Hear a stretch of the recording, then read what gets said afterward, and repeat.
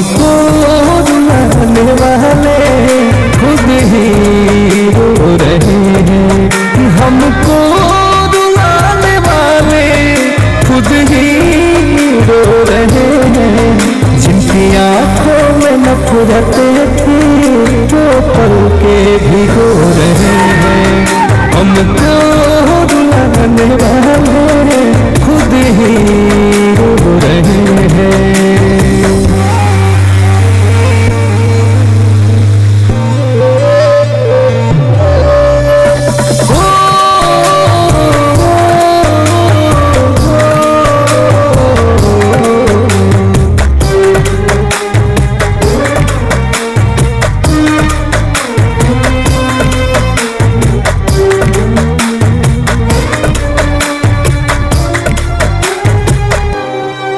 सताने में प्यार हमको तो जता न सके, इतने मगरूर थे मोहब्बत को बता न सके।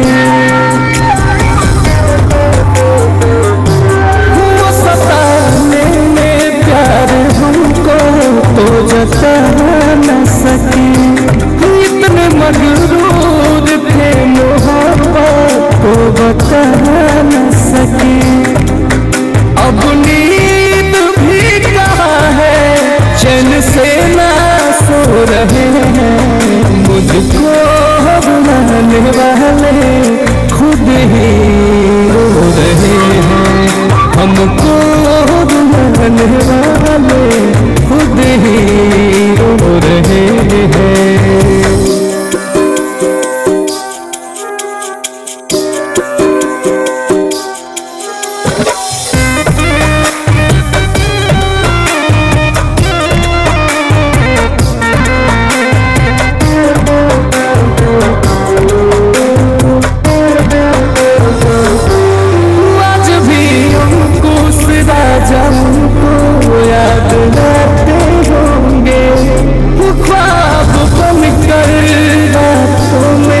जगाते होंगे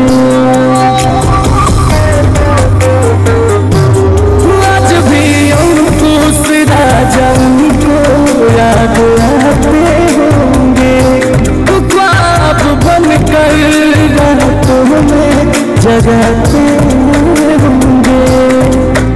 कलो दीवाना जो थपाया वो सब कुछ खो रहे हैं, हमको रुलाने वाले खुद ही